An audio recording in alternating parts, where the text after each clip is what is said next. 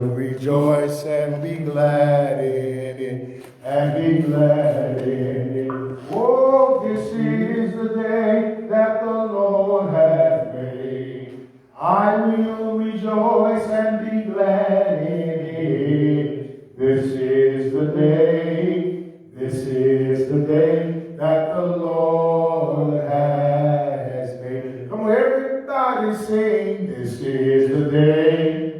This is the day that the Lord has made, that the Lord has made. I will rejoice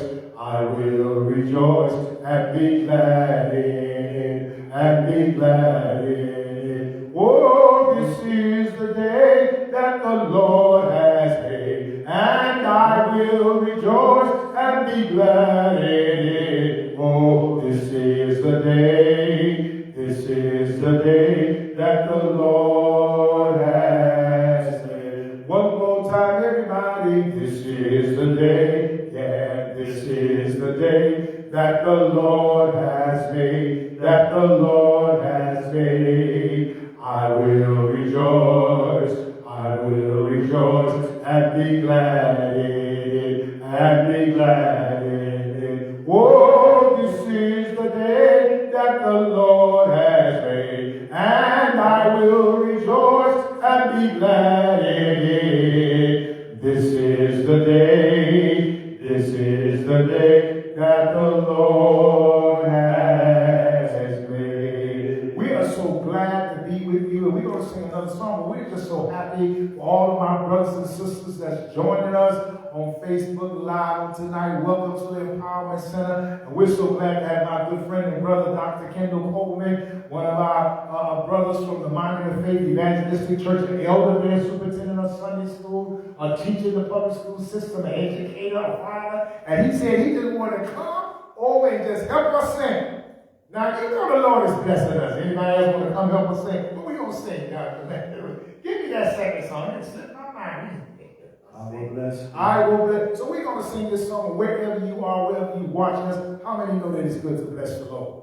The song said, I will bless thee, O Lord. I will bless thee, O Lord, with a heart of thanksgiving. I will bless thee, O Lord. Wherever you are, wherever you're watching us, those that are watching us by Twitter, you that are watching us by Facebook, you that are watching us by YouTube, wherever the platform of media that you're watching us, you know what? We're going to bless the Lord, and we're going to sing this song. Are you ready? I will bless thee, O Lord. I will bless thee, O Lord, with a heart of thanksgiving. Yes, I will bless thee, O Lord. Oh, I will bless thee, O Lord. Oh, yes, I will bless thee, O Lord. Oh, yes, with a heart of thanksgiving. Yes, I will bless thee, O Lord. I will praise thee, O Lord. I will praise thee, O Lord. Oh, yes, I will praise thee, O Lord. With a heart of thanksgiving. Oh, yes, I will praise thee, O Lord. I will thank thee, O Lord. I will thank thee, O Lord. I will thank thee, O Lord. With a heart of thanksgiving. Oh, yes, I will thank thee, O Lord. And you know, Brother Kendall, God is so good. Yes, He is God. He is so good. Oh, God is so good. He's so good to me. Amen. We thank Dr. Kendall for coming over here and giving us a hand. Amen. I'm just so excited. God is just, He called me and he said, Preston, what you doing? You got another mic? I'm like, Kendall, he said, I'm going to come. come. He was here. I just want to come and sing with you on tonight.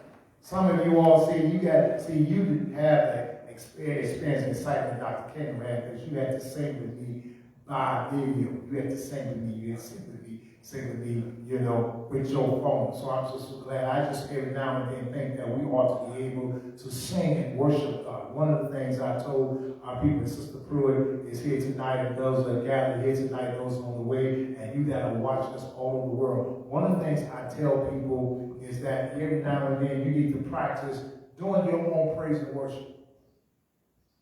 We like to hear people sing to us and sing to us, and so what I do, well, first how do you catch all the songs? We grew up with that. So you need to get us a group of songs that you know, and practice them in the shower, while you're around the house, while you're driving in your car by yourself. And then you know what, on your way to work, if it's 10 minutes or 5 minutes or 15, 20 minutes, you can have your own praise and worship. When I used to do that after pastoring 30-some years, I used to do this. I would just get in the car and I just start singing one song.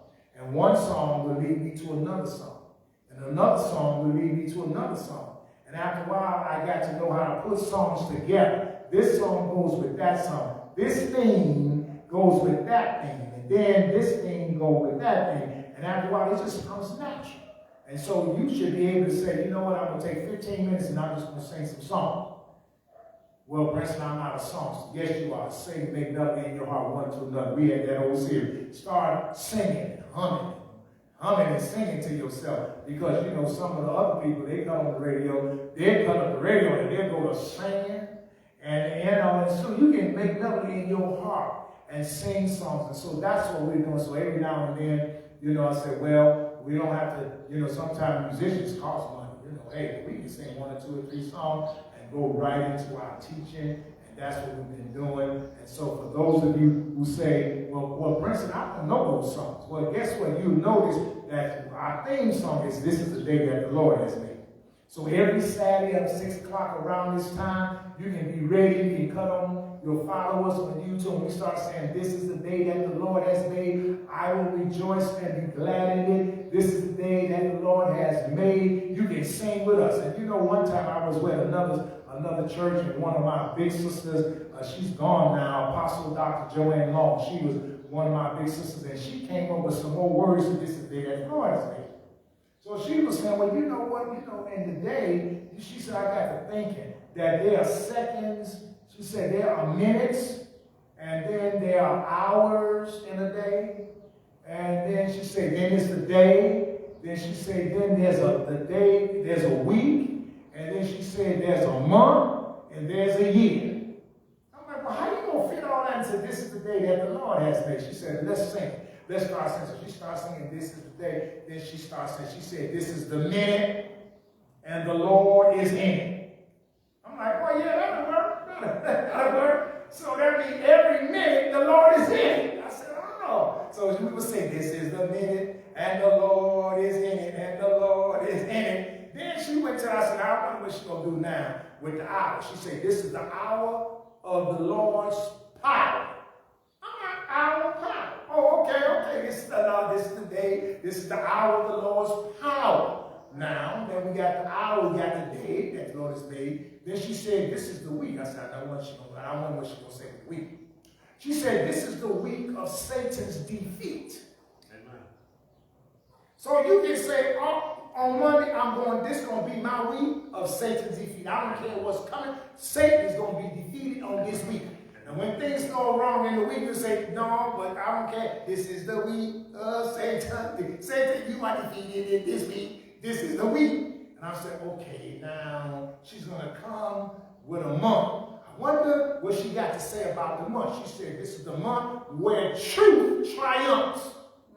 You shall know the truth, and the truth shall make you free. Truth triumphs. You know what I mean? And so, you know, the month of June, I ain't going to tell you what the month of June is. The month of June is a lot of things. This month is this month this month that. So you ought to take something and say, you know what? I need the truth on certain things. I'm going to know the truth, experience the truth. You shall know the truth, genosiko. The Greek word is genosiko. The Greek word means to experience, to have an experience. You shall genosiko truth. You shall experience the truth, and that truth will make you free. So this is the month This is the month where truth triumphs. I said, now what's she going to do with year? Now, I'm waiting on this one now. We didn't went from the minute we gone in. We went to the hour of God's power, the day that the Lord has made, the week of Satan's feet, the month of true triumph. She said, this is the year of living without fear. I was like, wow, fear. So some people, they say fear is F-E-A-R, false evidence appearing real. False evidence appearing real. Okay, well, you can call it that, but this is the year, living without fear. A lot of people don't do what they need to do because they're afraid. There's certain things that happen to their lives and they have fear. So that's our theme song. This is why we sing, this is the day that the Lord has made. I will rejoice and be glad in it. So those of you that are watching us, those of you that are here with us, take that theme song and every week be waiting for us to come on. When this is the day, and think about it, it's just not a song that we sing. We sing it because it is our truth. That no matter where we are, when we look at the world, the fires, my brothers and sisters in Canada, there's burning, so y'all got the smoke coming on over to Washington, D.C. Now then we start coming over here, and it's hazy over in Chicago now. We're coming from Chicago. And we listen to this, and my brothers and sisters, you guys getting bombed down in Ukraine, and those of my brothers and sisters in Sudan, and all the other places in India, and all the places that you are going and being victimized, you need to begin to know that if I could just sit on every day, one day at a time, this is the day that God has made. I will rejoice from the inside. I'm not going to look to be happy. Happiness is emotion from outside stimuli. That means something from the outside has to stimulate me to be happy. But the joy comes from the inside. Joy comes from my understanding of what God is. In spite of I can have joy in the midst of sorrow, but happiness will go and come. So some of you all may not be so happy right now.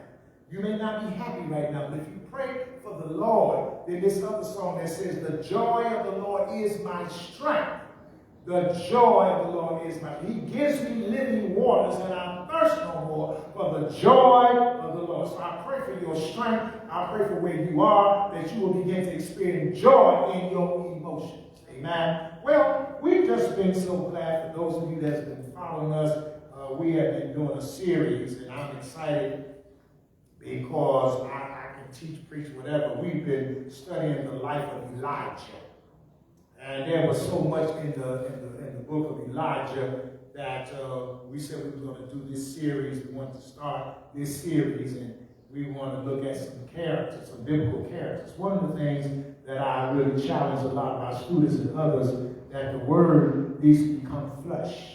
And so we take time out, and just some of you all, I read 10 verses. I read 10 verses a day.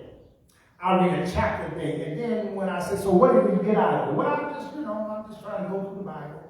That's good. But sometimes we need to look at the principles. What are the principles that we can gain and glean from the text of studying God's word? One of my excitements is, and I've taught many times classes, I like every now and then to teach classes on the character and personalities of biblical characters.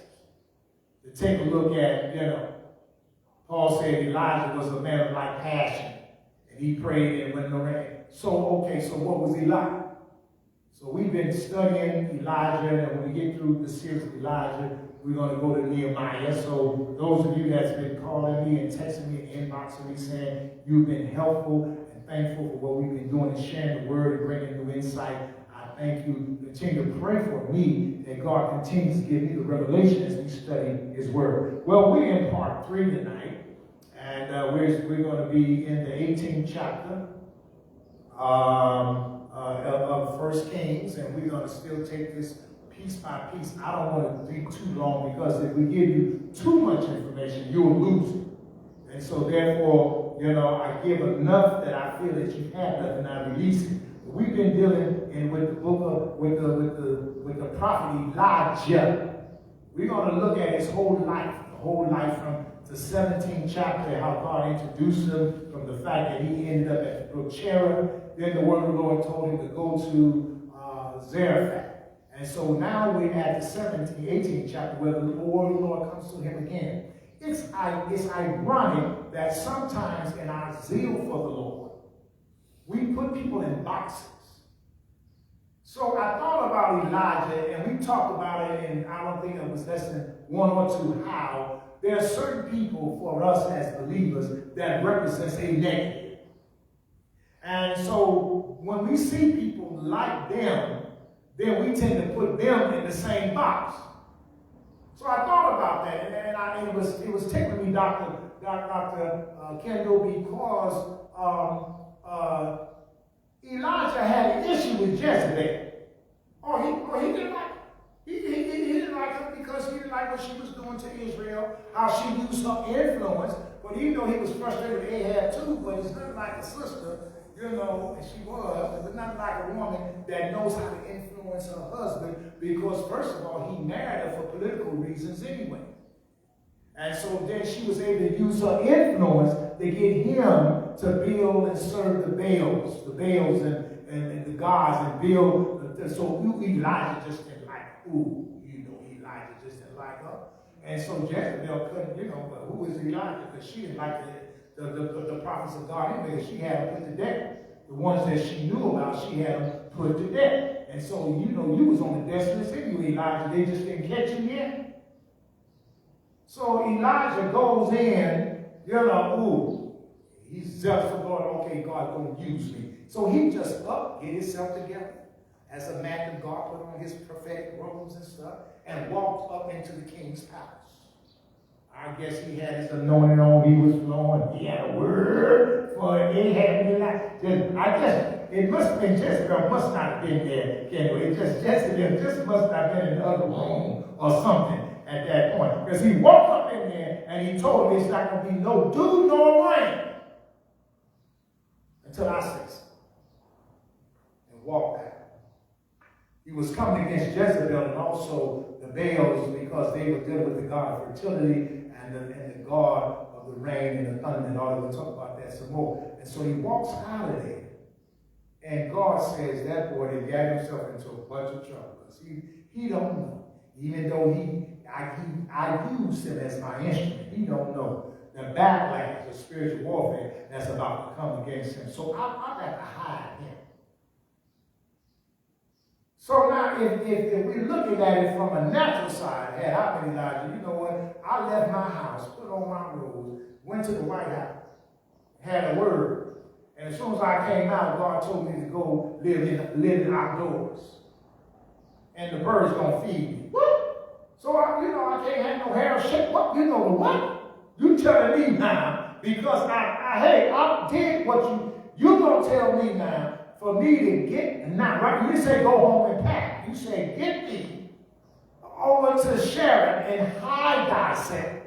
So that not only did you tell me I got to live outdoors, you tell me I got to go into hiding outdoors. That's two different things. Living outdoors and hiding outdoors. And I commanded the ravens to feed you, and you shall drink from the brook.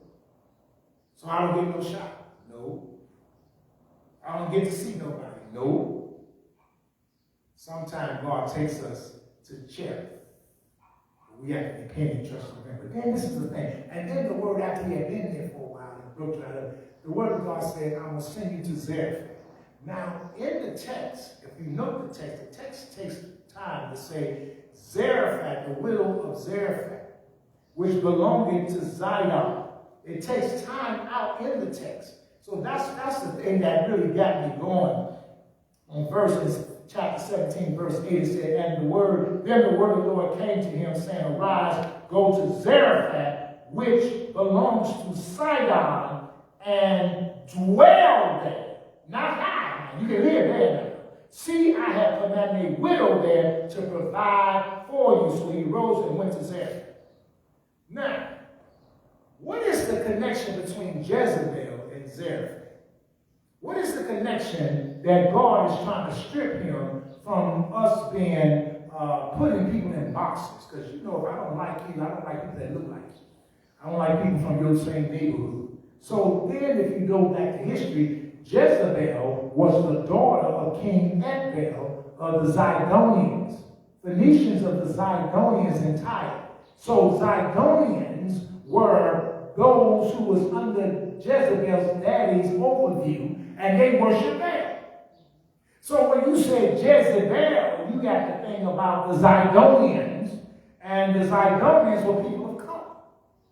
So Jezebel, I keep telling folks, that Jezebel was a sister. Folks don't want to believe me, but she was a Zidonian. All the Phoenicians that lived in that area were people of color. They was dark-skinned or middle-skinned or whatever. So, I'm going to deduce that. Say she was I'm going to help y'all, because if I say she was black, y'all be mad. So I'm going to say Jezebel was a woman of color. And so those people who lived in Sidon and Zarephath, all of them were women of men of color. Y'all get my point? So Elijah, there go another woman of color. Is she from that area? Oh, God said, you know what? I'm going to put you with a woman that you don't even like, based upon Jezebel. Do you understand? Based upon Jezebel, Dr. Nash, based upon Jezebel, being who she was as a Zidonian, I'm going to put you not only in the country where you hate Jezebel from where she come from, and her daddy is the king. I'm going to send you to Zarephath, which is under his jurisdiction, where they worship Baal, and I'm going to let you, I commanded a widow woman to sustain you, and you're going to dwell there. So you went from going into the palace of the king with your robes on, now living outdoors, and now you become nasty because you had no shower, no shave, no nothing.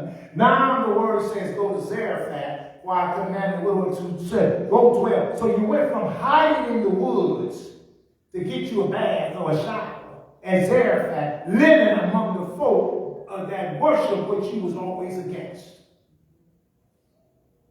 Now he's there for a while. Now we begin today in part 3. Now we're talking about the 18th chapter. And it says, and the word of the Lord, and it came to pass after many days, their word of the Lord came to Elijah. And the third day said, go present yourself to Ahab, and I will send rain. So that's where we are. So I want to take this part 3. And I want to work on these three or four characters. So I want to read a little bit, and then I'm going to talk about it and get some principles. And I'm going to read some more and talk about it. Then we're going to be out of here for the day. And then we're going to pick up the Mount Carmel happening on next week. Is that all right? I want to take some time, and I want to read, if you let me, 1 Kings chapter 1 through 16. I want to read that. And then I want to read that part. And then I'm going to talk about what we just read and break down, see if we can glean some golden nuggets and get some principles of life and living and take a look. Because who was this Elijah? Who was this Elijah? Most of us that been in the church or come up in church, we have selected sermons, selected talk points, selected stories from Elijah. But I wanted this series to be a walkthrough of the life of Elijah from the day that God said, go hide yourself. From his cherub experience all the way until he goes up. All the way until we're going to follow him. We're going to look at the principles that happened in the process of his life when he had to go through his personal issues and those he related to in their issues. Because you must know that if I am a member of the body of Christ, some of you all are ministers and bishops and deacons and pastors. Some of you all are lay people. You come to church. But do you understand that what you go through in life is connected? And we need to understand that our lives are connected. And we in the body of Christ, when I hear your story is sometimes connected to my story. And if we have a corporate community of worship, especially those of us who have a church community, or you may have a Bible study group, or you have people that you interact with on a regular basis, you'll begin to understand as you hear their story and listen to their story, and hear your story, you'll find out that some of the things in their lives are interconnected to what you do. I felt that way. So I didn't know you was like that. So now I understand why you respond like you respond when we have a conversation. So also now I see why I was thinking it was a group situation. Also that came out of some of your child. Oh, I better understand. Don't forget to assemble yourselves together, because in the togetherness of relationship, thou shalt love the Lord thy God with all thy heart, soul, mind, and strength, and thy neighbor as thyself. So as you continue in life, if you are really serious with yourself, then you begin to learn stuff about yourself that you either like or don't like. You say, oh, when I was teasing my son Kofi, a couple of years ago, me and him be at it sometime. He kept taking pictures. This is my spiritual dad. Somebody called me and said, did you see your son? He was somebody else's spiritual dad. That's all he mad at me. So that's what he's trying to do, show off that he's standing with somebody out here. And every time I turn around, he got a spiritual dad. I didn't mind his paid. So one day, I got there, I called. I said, what's happening, Dad? What happened, Kobe? Yeah, what's up, Daddy? What's up? I'm like, okay, now we're going to go through this. I said, I just thought I would call you so you have an argument, you frustrated. No. Well, I know you're not down there. That's right, the Lord led me. I said, okay, no problem. And I got scared to that. And I said, that's why I was calling you, son. See, this is what I want you to know. That I don't need to be your spiritual dad, because I'm your daddy. So being your daddy trumps all your spiritual daddies. So he said, I said, go. When you get up in the morning and shave your bald head and look in your mirror, do you see any parts of me in your face? Yeah. I said, yeah. So every time you look at yourself, you got to see bits and pieces of your dad. So, hey, you can have 100 spiritual daddies all you want. I hope you watch this too. So he's going to be laughing. All you want, because I'm your dad. I love you in spite of, not because of. In spite of whatever. Some people say, well, how's Kofi? I say, Kofi. Well, that means you just may be Kofi. You're doing fine. He can be the doggest, funnest I be Kofi. You go, I love him, and you know it. So when he wants me, he calls me, Dad, yeah, how you doing? Yeah. So what happens? Because I'm back. But so what I'm saying to you, we have to begin to see each other's stories and understand each other, see ourselves as individuals, but yet connected. And in corporate community, we see ourselves, our families, our aunties, our friends, and people that remind us of stuff. And when we begin to do that and look at that, we begin to see how God is when we say our Father, which is in heaven, and not my dad, because we want to approach God as my dad. He mine. He all mine. Like he don't talk to nobody but you.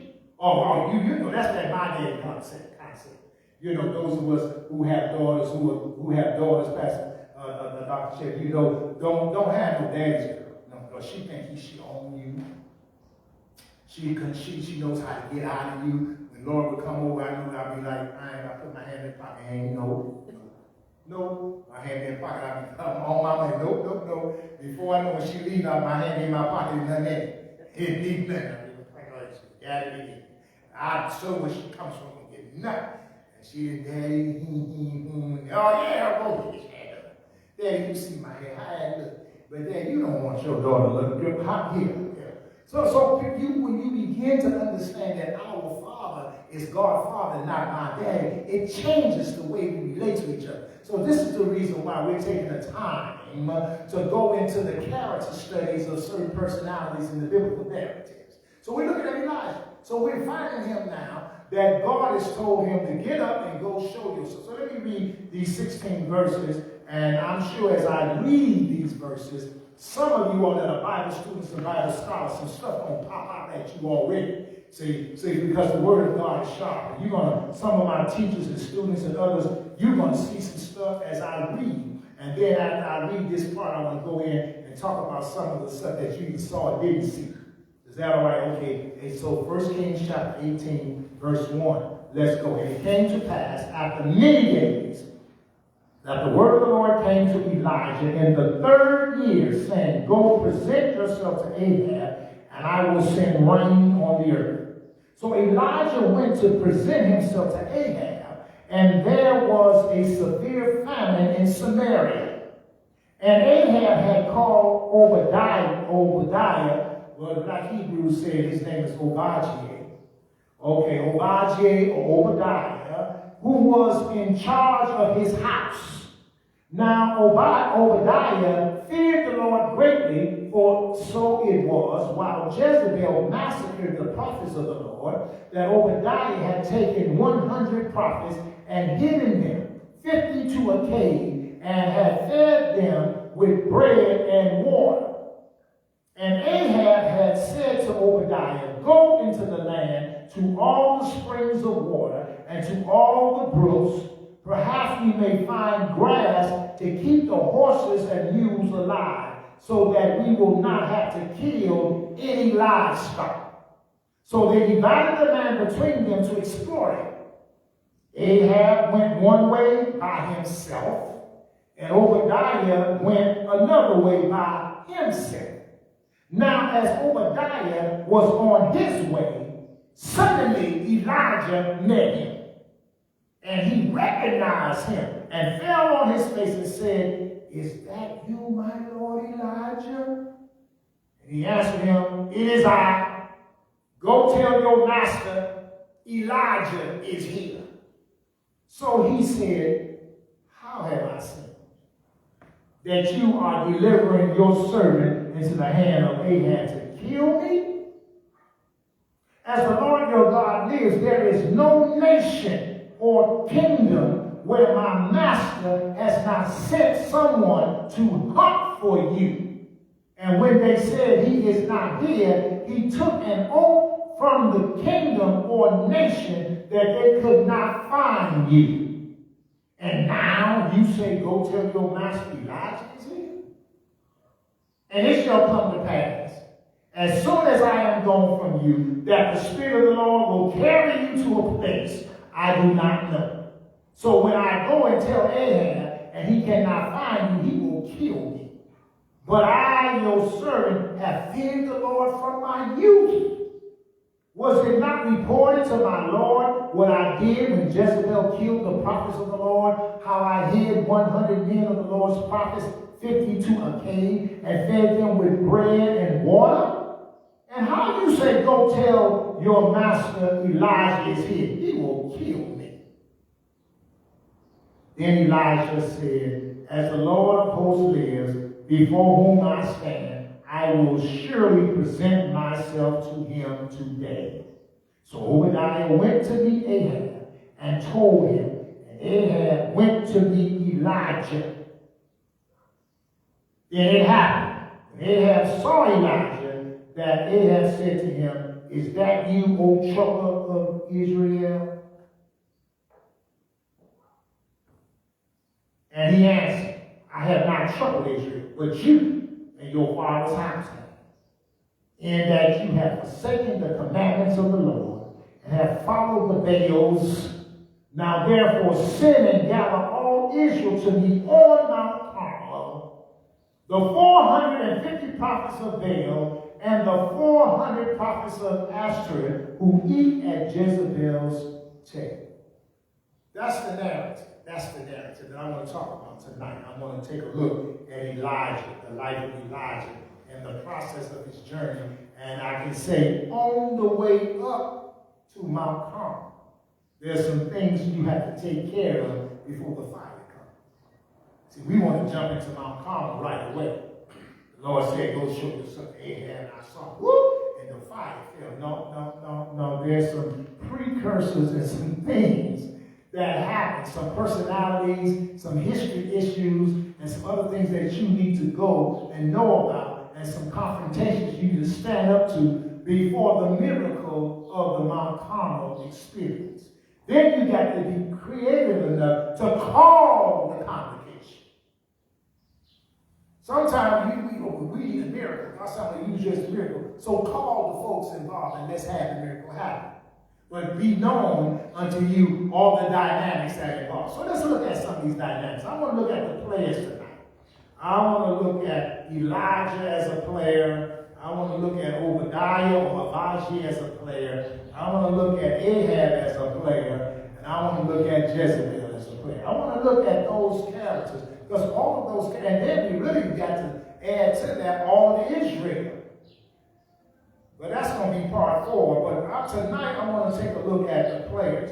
On my way to Mount Carmel. On my way. Presenting myself in obedience to the word of the Lord, saying, go present yourself to Ahab. What does it mean, brothers and sisters, when God tells you to present yourself to somebody who has been hunting you down? My God. And some kind of way they have this feeling about you that what is negative in their life, you are the cause of it. It don't set well. So they are hunting you down. More than one, I'm sure by now Ahab pretty much understood that Elijah was a prophet and how to kind of say, this man walked up in my castle and told me there's going to be no dew or rain. Not only no rain, no dew. Now, dew is important, especially for all of us who live in the cities. You know, you over there at night, it's hot. You know, a little grass here, little grass there. Those who live in the concrete cities, we know that about 4 or 5 o'clock in the morning, you get up, refreshing. Those of us who live in the rural areas, you know that when you get up, you can smell fresh grass. There's dew on it. It didn't rain, but it somehow dew is a moisturizer to the plant. It moisturizes the hardness of life. Elijah said, you're not going to get rain nor moisturize. Then we don't do nor until I say so. So now I'm talking. Then he had to go home and live with Jezebel at the same time. Then he had to deal with the worshiping of the gods of the Baals, who were supposed to be the ones that bring the rain. And he had to look at Jezebel, which was the high priestess of the cup that was supposed to bring the rain, and Ashtar, the moon god, and look at her for 3 years and see ain't no water. My God. And so now he got to wake up and say, well, we got to find Elijah. We got to find him. We got to find him. We can't find him. Well, we probably can't find him to kill him. We got to find him to have a meeting. We need to have a negotiating meeting. We got to get some water in here. So you know when we look at it, Obadiah already told Elijah, do you know that the man has been searching for you in all the kingdoms around? See, God has a way to hide you right up under the nose of your enemy, and they can search for you and can't find you. God's protection. No weapon formed against me.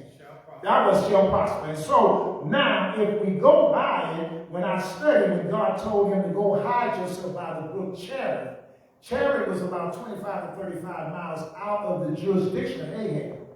So God was hiding him out of Ahab's jurisdiction just 25 to 30 miles away.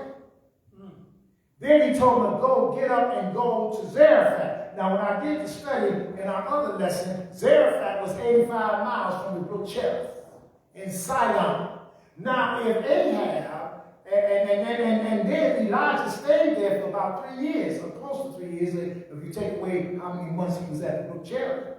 And then he went and lived with the widow woman in Zarephath. So then if Ahab, the king, had started connecting and taking care of, talking to all the kings and the people he was related to in the cities and the towns, and said, have you seen this man?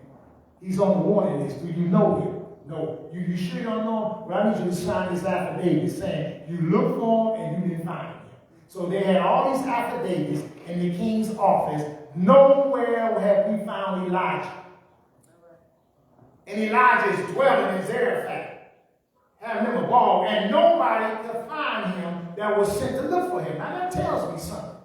See, he that dwelleth in the secret place of the Most High, David says, so shall abide under the shadow of the Almighty. It says that when the mother hen hears a storm, she makes a noise in her throat and opens up her wings, and her ducklings run up under it, and she hides them.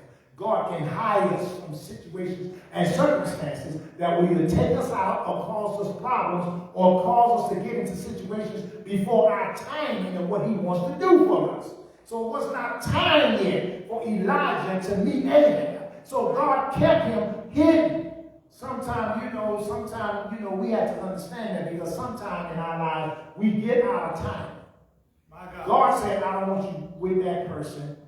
I don't want you with this committee. I don't want you joining that fellowship. I don't want you hanging with them. But they're looking for you. Works out. We need Princeton. He could come and work. And God will fix it because he might know I ain't ready yet. But he know my ego, whatever. That if I find out they were looking for me, I'll probably say, well, here I am. What you want? I'll probably call them. The words out they looking, they need. Ah, shoot. God said, no, I'm going to fix this. They're going to be looking for you. They ain't going to find you. And if they was looking for you and they ain't going to find you, that means Elijah didn't even know he was looking for him. Because maybe had Elijah knew, he would have had some other kind of feelings. He might have had some anxiety.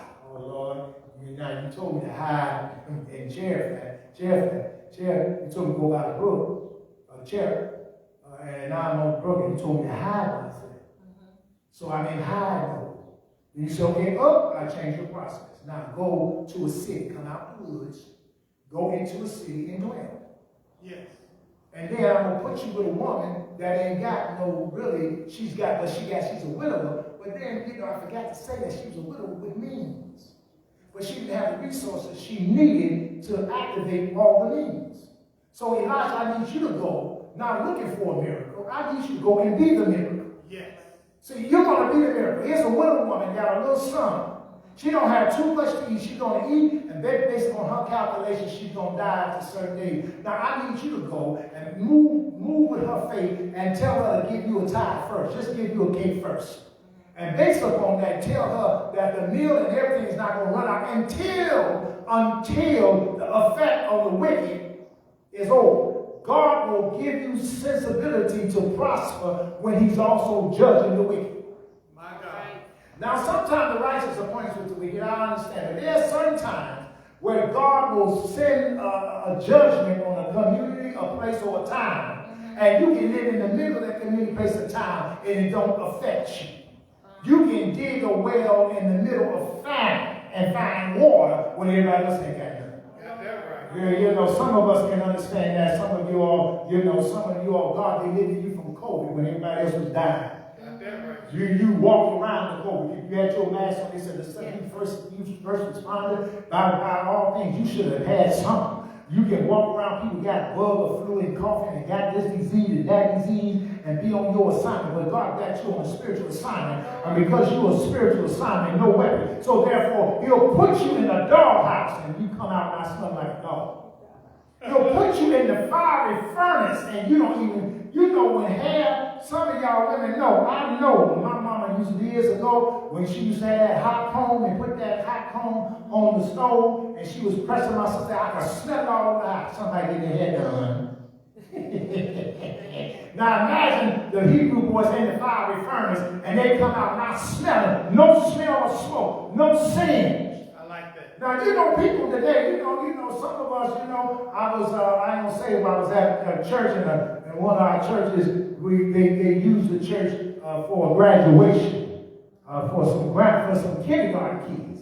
And them folk came up there and packed that church out. And everybody that passed me, I was like, whoa, because they legalized marijuana. Whoa. Yeah.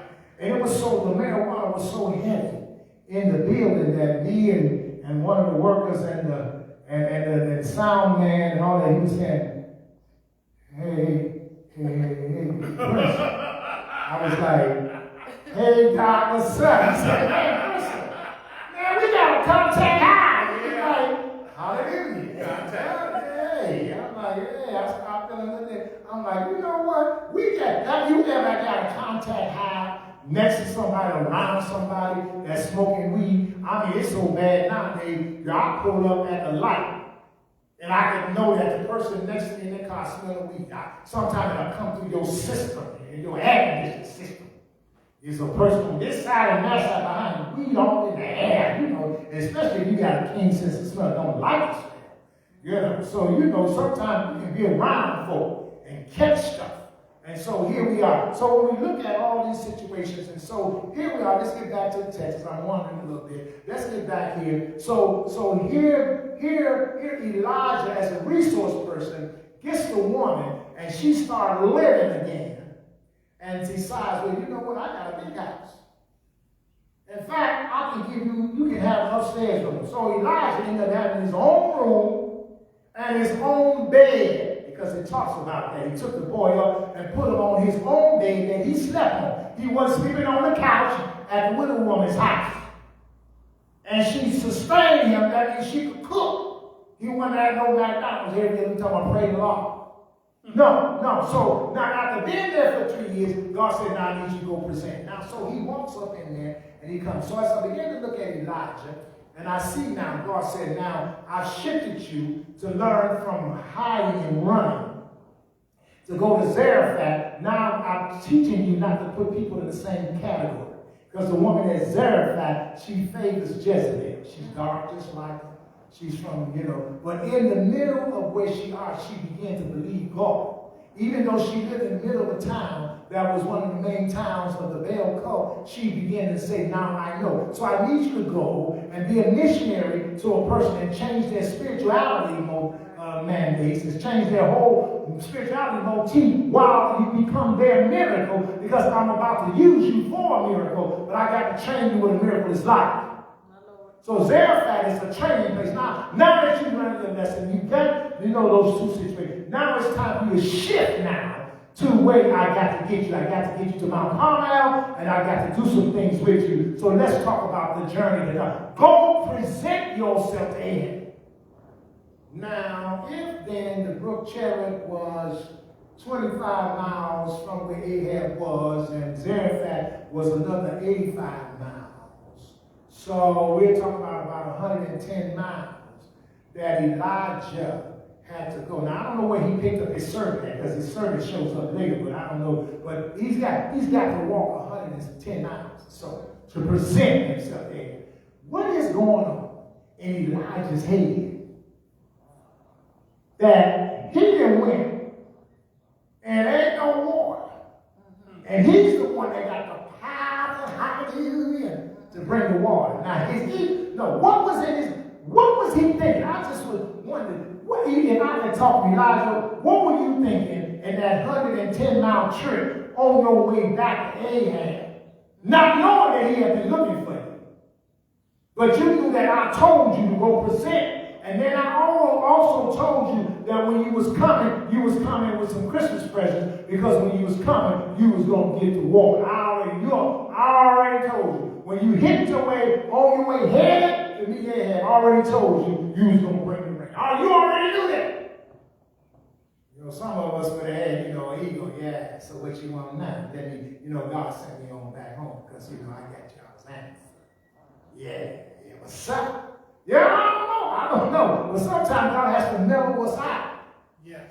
And so he had to go somewhere. So when he got there, and because evidently God must have used Elijah in some kinds of ways, because some of the prophets knew about him. So Obadiah said, no. You told me, because if I go and tell Ahab that you here, the Holy Spirit gonna catch you up somewhere. So evidently that must have been in his bio, and he got caught up places. Because Obadiah was a prophet himself, according to the history of biblical. Some say, Obadiah, God blessed Obadiah, gave him the gift of prophecy after Mount Carmel experience. Well, I don't know whatever he was given the gift of prophecy, but that prophecy is not prophet. He was one of the prophets. Now, I want to do this. I want to take a look at it, because now Ahab is evil because of the influence. Well, he was already evil before he met Jezebel. He was already evil. We make Jezebel so bad. We make Jezebel, she killed the Lord's prophets. But some of us that really do the story historically, some of us don't have time there. I know I'm going to tonight. You go back to Jeroboam, Rehoboam and Jeroboam, when they split the kingdom in half. Then they decided that they were going to put one in a house of worship in Dan and Bishop and serve Baal, and they fired all the Levites, they fired all the priests and the prophets, and they fired them, and they locked them up, and they put them in jail. So Ahab comes on the scene where, if you was a prophet or a man of God, you get locked up. You might have been killed and put in jail. Now let's look at it from that angle. If that was true, how much was the budget for the correctional center to lock up all the prophets and feed them and keep them going? I'm sure Jezebel probably came in and said, honey, I was looking at the budget. You know how many millions of dollars we feed, the prophets y'all got in prison? And every time you got a detail about that, looking for the priests and finding them and watchdog, all that stuff we paying for. So we just kill them. We ain't say the budget. You don't know what Jezebel, the reason why she killed the Lord's prophet. I have to go back and say, that's right. Before Jezebel even came on board, she got rid of the prophet and imported her 450 prophets or 400 some prophets, and then made all one of these, because the biblical text says Rehoboam and Jeroboam, when he took the southern kingdom, it said that he got rid of all the priests and the prophets, and he put them in prison, and he hired men of Belial to be the priest over the groves. You want how much money he had? You want to be a bishop? You got $1,500. Oh, no, just move on. I believe that alone. But that was going on then. So you got to understand, the religious community was all intermeshed with a whole lot of stuff that we need to break apart. And so here it is, Obadiah. He was a prophet, and he was the keeper and the steward of Ahab's house. Now that's deep. Ahab is not doing right. His wife is the keynote leader of the high priestess, prophetess. That's why I tell you about these tisses in the New Testament church. The prophetess is a female oracle of a god. So she's a prophetess. And she's running the Baal cult with Ashtar.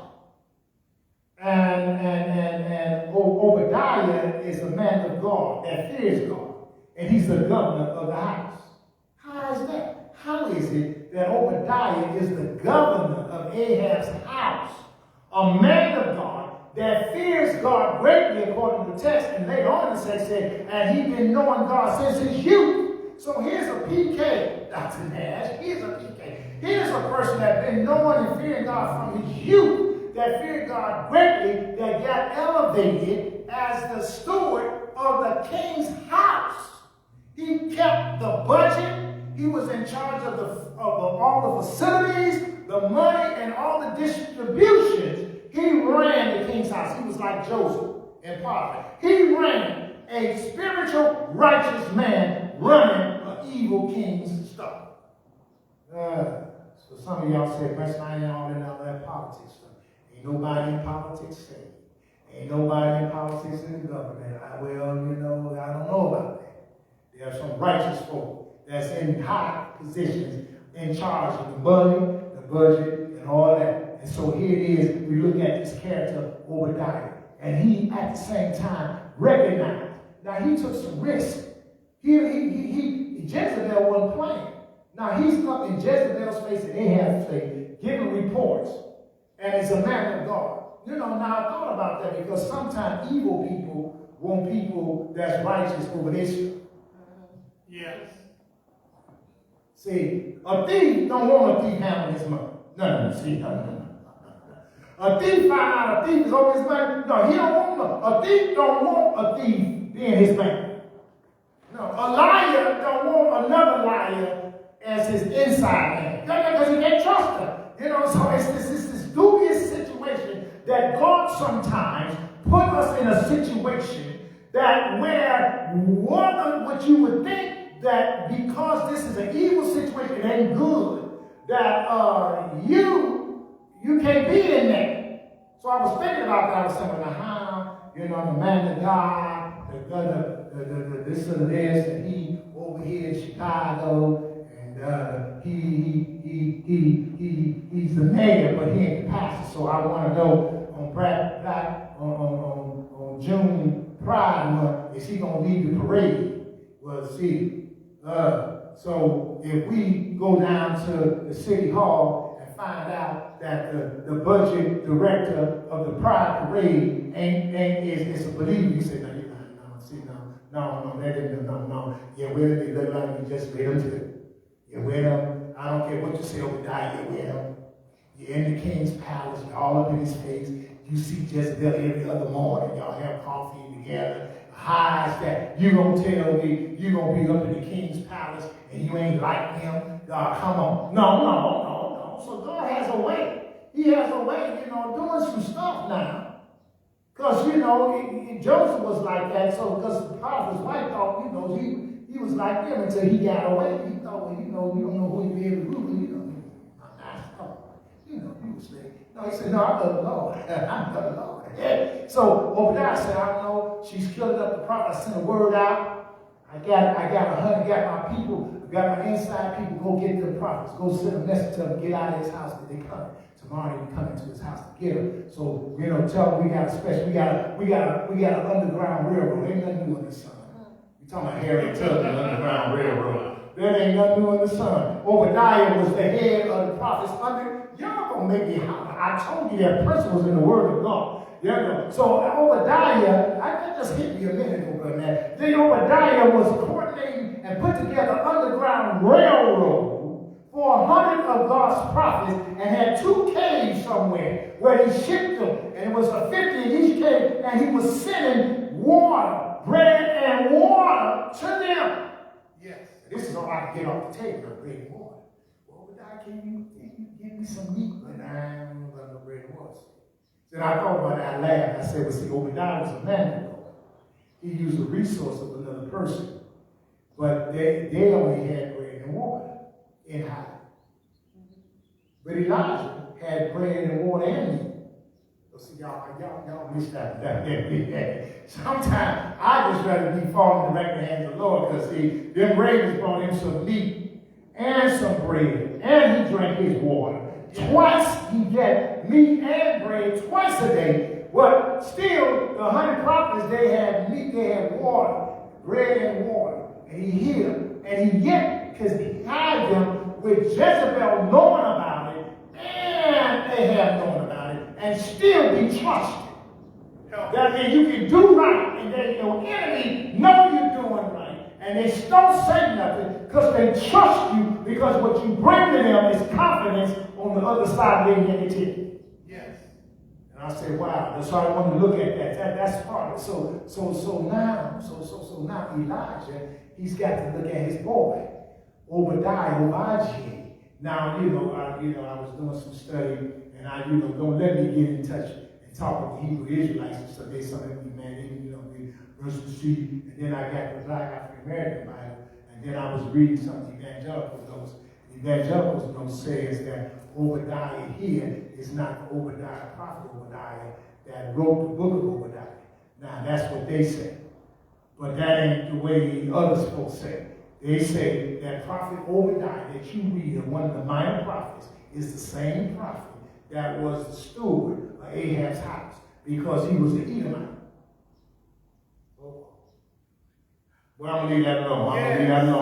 I'm just going to drop that because I'm talking to the world. Put that in, figure out what Edomites look like. They was the cousins of the Israelites. That was Esau's offspring. Yeah. And Esau had married in a couple of people. So when you trace Ahab, Abraham, and all that, and Rebecca going back home, and when you go on down there and check Rebecca out, the mom and all that, and say what Edomites was. And so Obadiah was an Edomite who loved the Lord, that would love the Lord from his youth up. And he loved the Lord greatly, so he wasn't no novice. And he took care of God's people in the midst of his assignment, working in the citadel of evil. Yes. That's when I get out the text. Ahab kept a governor over his house who feared the Lord greatly from his youth. A wicked king hides and keeps a man of God. God-fearing God. Evidently, the wicked must know. See, the devil believes in tremors. Some things about the wicked, they know that sometimes you get a righteous person to do right, they get blessed. They know. They know something about that. Something about, I don't care how negative people can be, they know when the righteous come around. They know there's something about that. You can do me wrong, and they'll still know. You can take me to Babylon and oppress me, and then have the nerve enough to tell me to sing you a Zion song. My God. There's something about that dynamic of good and evil that's there. So I looked at the text, saw it here. Elijah got to say, you know what?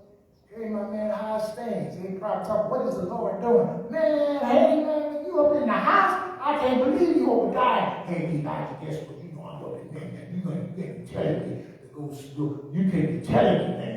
You can't tell me, man, to go tell my master, you know what he's doing, man? You know I'm the governor. Now, see my right, do you know what I do now? Oh, let me give you an update of what I got. The Lord bless me in my resume. I got a job. In fact, I run it. I run it a lot. But so, man, don't get me in trouble by telling me. Because, see, I know how the Lord used you already. I know the Lord will catch you up in a minute. You be gone.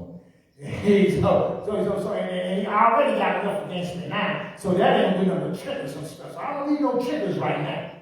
That was that little light conversation. Elijah begins to understand. Because later on, I got deal with Elijah, who lied 3 times. Because Elijah keeps saying he's the only one left. Now, wait a minute. Now, you know that the Jezebel had killed the prophets of the Lord. But you ran into your boy Obadiah, and he told you that there's 100 of them in hiding. Yes.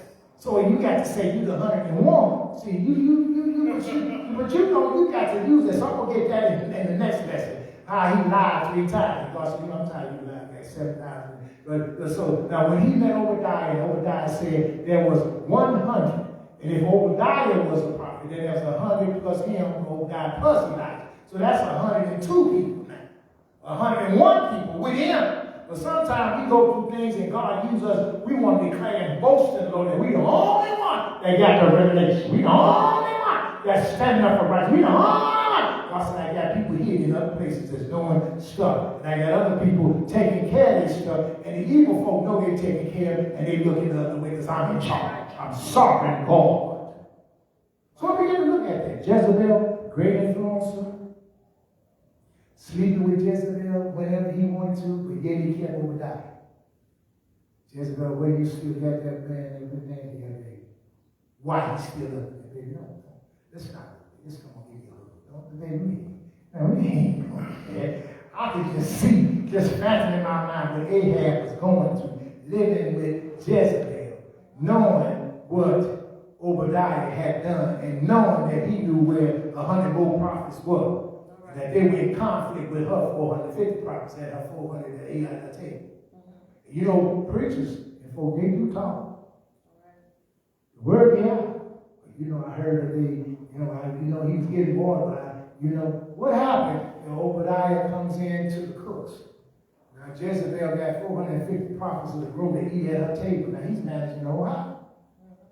So the shepherds keep wondering, why is it that every time I do stuff with 450 prophets, he tells me to make enough for 550, 600? Where all this other food? Where? The Underground Railroad. It's got its connections. Smart, Obadiah. God is using in the midst of confusion to take care of his people, and Elijah now knows that. And so now in the life of Elijah, you got to think something is about to happen in Mount Carmel. This is going to be a grand celebration, because whatever's getting ready to happen, I got to present, I got to represent. So I got to begin to look at that. I said, okay, now I looked at that, I looked at this, and I saw Ahab's this, and I looked at all this stuff, presenting yourself. And so when I got to it there, I got about 5 minutes. I want to take a look now and read this next part before Mount Carmel. And I want to make some comments on that, and we're going to be through. I want to take a look at the other part now. So Elijah meets Ahab. Ahab want to start a fight right off, signifying, are you the one that troubled Israel? Now, Ahab didn't say the blood of Jesus. By that time, Ahab wasn't scared. He wasn't scared. He wasn't scared. He was bold now. He shut back up, said, no, I'm not the one. No, I ain't the one. When do we learn how to speak truth to power? Sometimes God takes us through life situations and circumstances that after a while, through our suffering and our experiences and understanding God, he gives us the power to stand toe-to-toe and speak truth to power. And so here is an example of the man of God speaking truth to power. Power says, this is what you are. Power says, this is your definition. Power says, based upon my power, I define you as this. And you shut back and say, based upon what God said, I ain't that. Because you don't want, let me give you the truth. Others will be saying, well, best not to say nothing, because you know what? I got to pick up my check in the morning every morning, so I just can't. No, Elijah was like, I ain't afraid. Because number one, you need me more than I need you, because I got the rain. I got the rain. And you ain't going to do nothing because, I've been fed by the birds and fed by the little ones. So what can you do? Good. Sometimes God will put something in you, like Paul said, I've been beaten and wounded. Yet he said, sometimes Paul said, I can boast in my infirmities.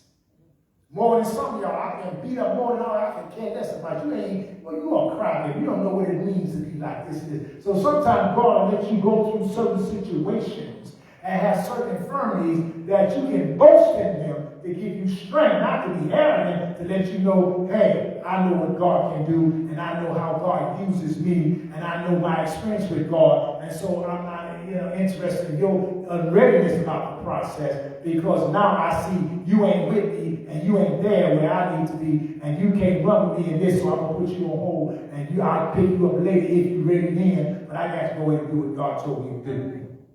And so he says, now therefore, he said, and he answered, I have not troubled Israel, verse 18, but you.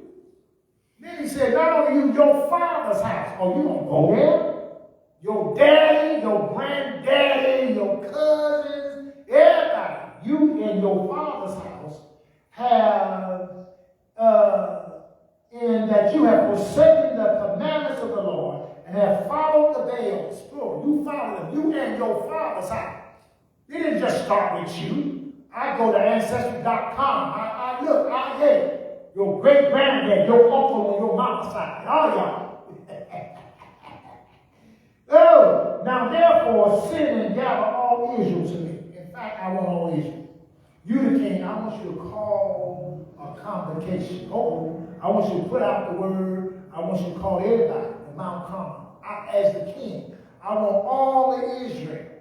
All the heads, I want all the leaders, all the presidents, all those officials, and everybody send out a commandment, send out a decree to meet me. I want you to come. Meet me on Mount Carmel. Sometimes you have to tell the devil, meet me on Mount Carmel. Now, just don't tell him to meet you on Mount Carmel. You got to tell him who to meet. Now, see, that's the thing I like about here in the text with Elijah, because I like this when we get down to Nehemiah, because Nehemiah told the king what he wanted. Sometimes we go to God for deliverance, we don't know what we want. Sometimes God wants to use us for a miracle, but we don't want to lay out the plans to be a part of the miracle. Elijah was clear of the situation. He was clear of the circumstances. He was clear about Ahab and his house, but he wanted all players there. So he had the list. Sometimes we don't do justice to what God wants to do in our neighborhoods and our communities. We call little meetings to certain people. And some of the main people that need to be at the meeting that's causing the problem, we don't call them. No, we don't. We just sort of, did you call so-and-so? Oh, no, I ain't. Well, what about Mr. So-and-so? No, he hell raised. Well, did you go? No, because it's going to be a long night. What about the no, they talk too much? No, all of them. I want all y'all. All, look at somebody say, all y'all. All y'all. Everybody that violate, I need you, because there's about to be a miracle, and God had already let me know he's going to show up. So I need everybody there, because I don't want nobody to miss it, because I don't want nobody to bring you a report. I want you to be in the report. So God uses us, and sometimes I begin to think that sometimes God said, now, Briston, there's some things you know, there's some places I want to do, so there's some people I'm going to put in your mind and spirit. I want you to call a meeting, because I'm getting ready to do something in their lives. I'm getting ready to do something in the community. I'm getting ready to do something, and so he'll give you certain people. I want this one there, that one there. Just call them. I want all of them at the meeting, because all of them going to get something. All of them got to witness what I'm about to do. And I'm going to use you. And so some of us, we need to get away from this spirit of fear. Paul told him, our God ain't giving us a spirit of fear. I know, Tim, you're the pastor of First Church Ephesus. You're the youngest thing there. You got to deal with some older people. You got to deal with some sisters. But you need to stir up the gift, because your mama and your auntie, your mama and your God, they weren't scared. They weren't scared. You can't be scared. So there's certain things that you got to call, and when you speak truth to power, you got to lay out the premise of everybody that's got to be there. Call them a convocation. I want everybody. I want all the Israel, all of them. I want all your officers, all your leaders, because God's about to do something. And we're going to change people's heart. This can't be done in no corner. It's got to be publicized. It's got to be told. I want the media there. I want everybody. I want everybody. I'm just making it contemporary. Call me 257-932, CNN, MSB. I want everybody. I want everybody to see what's about to happen. I want everybody. We do stuff, and some of us, we too lazy to call a press conference. You know God said, you over here in Inglewood doing something, wearing your head out. You can't do a press conference. You don't even get nobody take no pictures. No, it's time for you to tell the story in a new way. So people understand what God is doing. And so you might receive a negative from that, but that's all right. You need to get it out. So he says, now look at here. He said, now therefore send and gather all Israel to me. Send and gather. Tell power to send and gather based upon your capacity to communicate, to put the word out, get the word out, and gather them to meet and tell them to meet me on Mount Carmel. The 14th day, by the way, stop by Jezebel's house. Tell her I want all the whole 450 prophets there. I want to tell them, what they tell them is congregational dress. If they can't get congregational dress, tell them wear synagogue tie and congregational gear. Get the religious stuff. I want all of them. I want all them priests. I want all the prophets. I want to tell them wear their robes. You know, you tell the bishops and stuff, we have the big circle, wear your robe. Oh, they come. They ain't going to come. You know, this one clergy, but okay. You say it's common. What's the way we have a convocation? What's the way on Friday night? It's official night. I want all my bishops to I want y'all in your convocational dress. Or they got robe that's been in the closet. They've been wearing the shirt off for a long time. Here they come, setting on me. When I ain't had my robe, bishop, yeah, okay, well, get your civic tie. Wear your clergy. But I want all 450 prophets. I want y'all there. You know, Jezebel, they probably sent word out, hey, I want all y'all dressed blues. Well, all rank and file, whatever, I want y'all there. Don't let me down, because we're going to see what this man talking about. All right. Not only that, he said, well, wait a minute, you all serve Ashtaroth and Baal. So Jezebel, you know, you tied to Baal by feeding Ashtaroth's people. So I want you to stop by and take a word to Ashtaroth, because you know your Ashtaroth, there's 400 prophets of Ashtaroth that eats at her table. Now she got 450 prophets that's in there on payroll that's doing stuff, but she got 400 that eat at her table. I want them there too. Tell them put on all this stuff.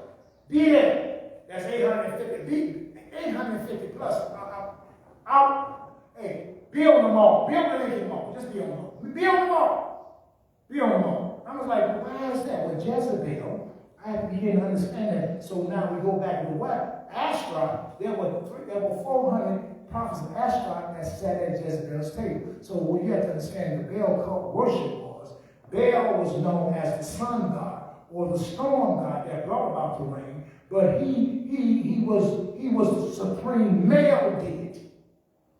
See, Baal was the male deity that worshiped, that they worshiped because the ancient Phoenicians and the Canaanites, they worshiped Baal, the male deity, who was able to have the thunder and the god of rain. Ashtar was the moon goddess, and she was like the goddess to the male principle. And so they worshiped her, the Syrians and the Phoenicians and the Canaanites. They worship Baal / Ashtar. Baal, the male, and Ashtar, the female. So out of the male-female concept came the illicit sex concept. That's why the children of Israel kept running their horn after Baal, because they were caught up in their sexuality. It was a sexuality issue. It was Baal in the bed with Ashtar.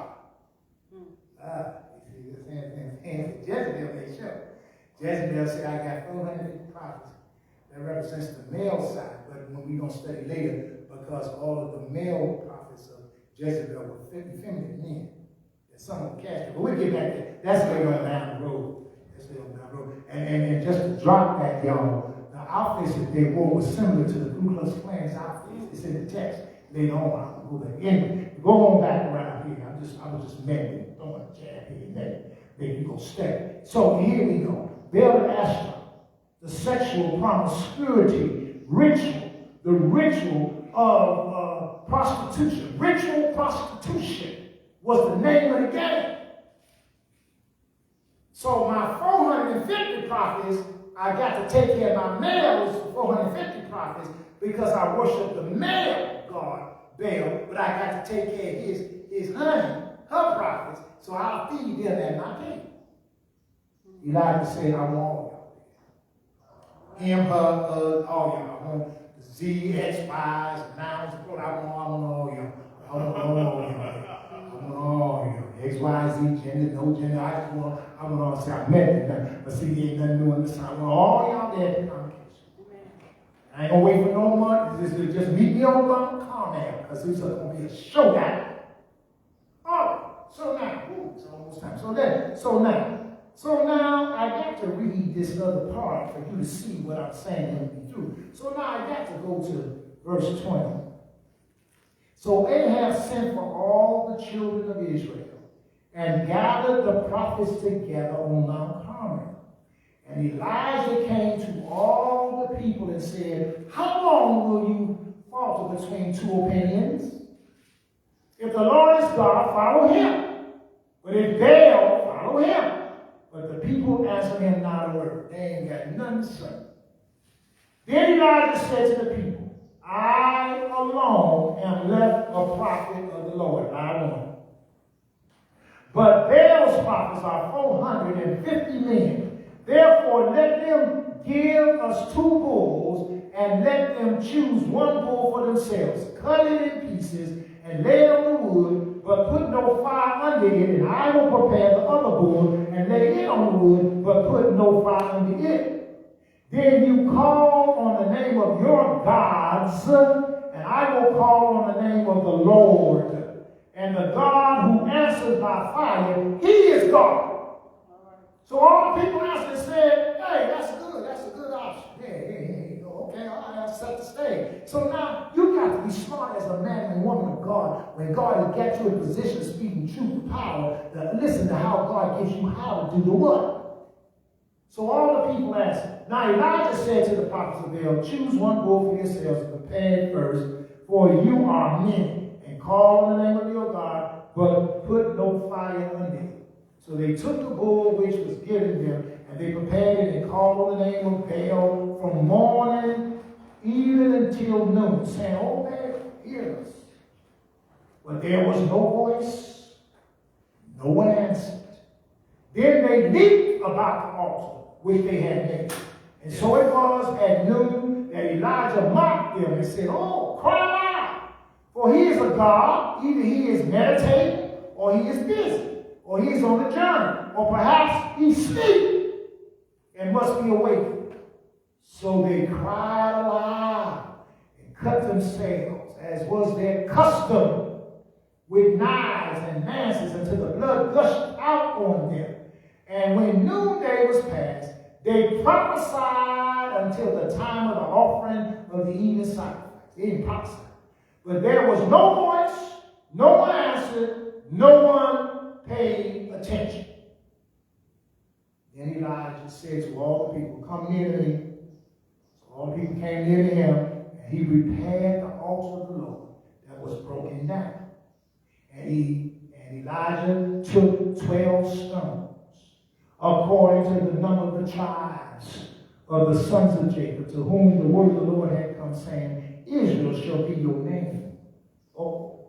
Then with the stones he built an altar in the name of the Lord, and he made a trench around the altar, large enough to hold 2 sets of seed.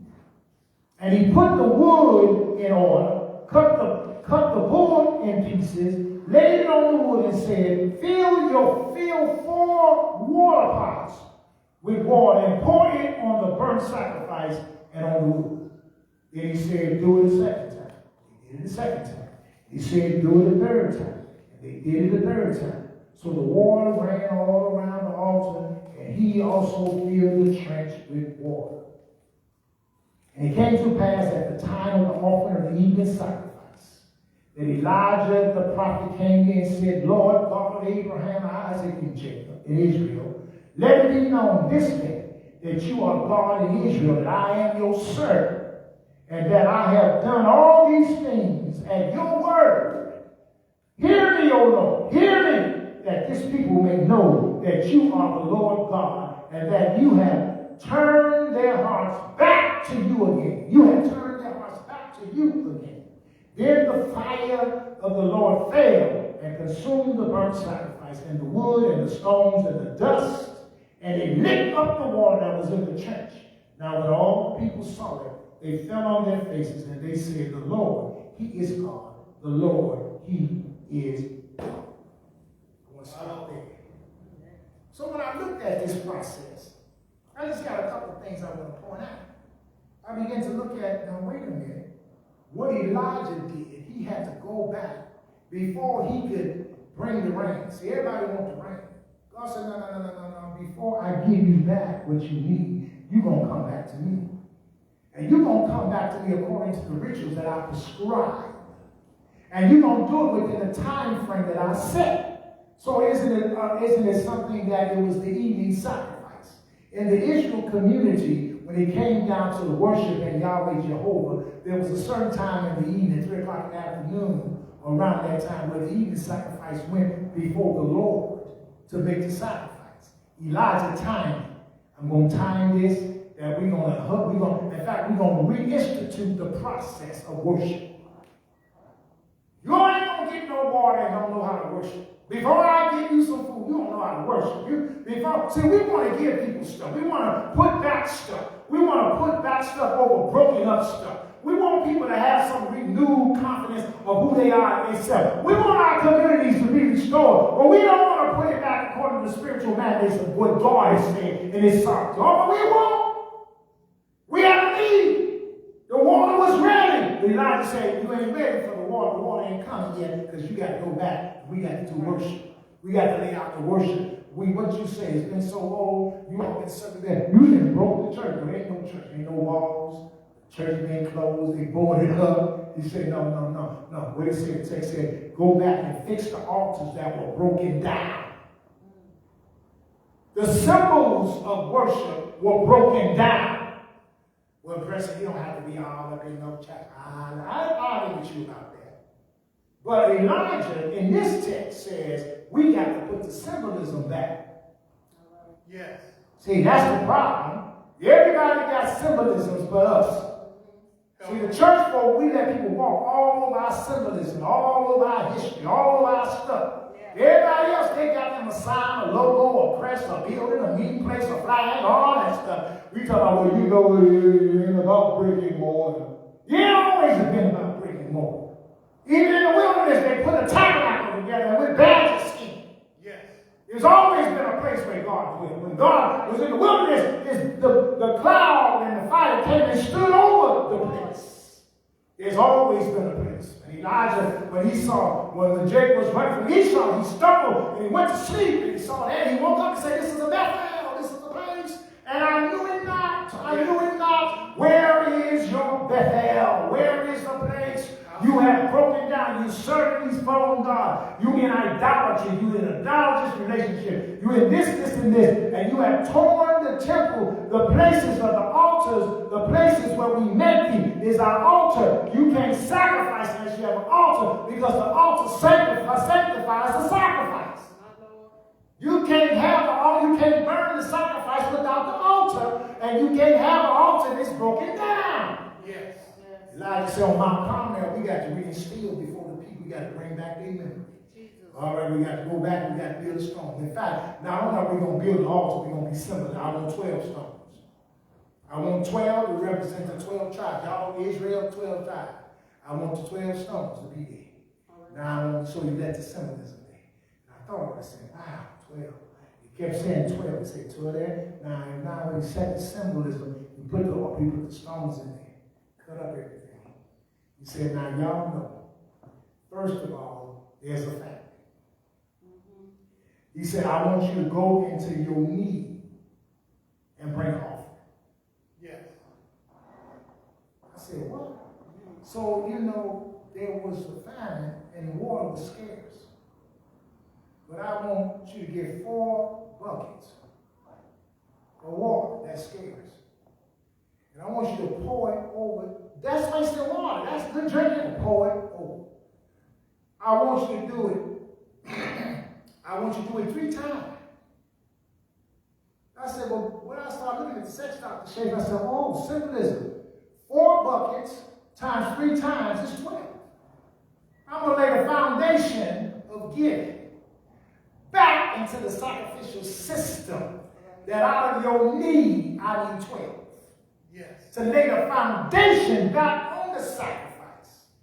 Then I'm going to pray to our communities. I'm about to close that. To our communities. We've been looking for stuff.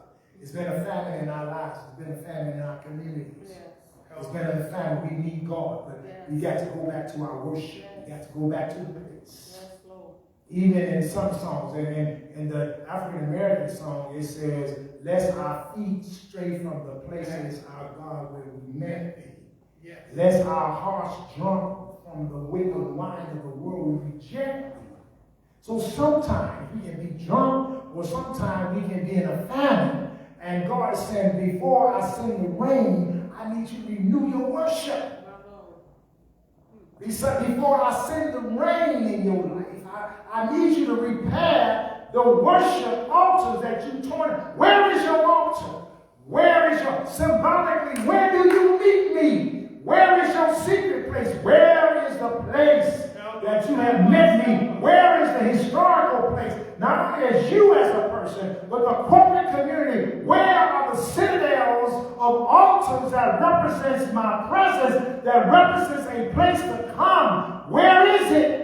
I need it to be reinstituted, and I want your community to understand. I want the Baal worshipers, I want everybody to know that before I send the rain, you're going to get back into the situation. You're going to put you back in the process.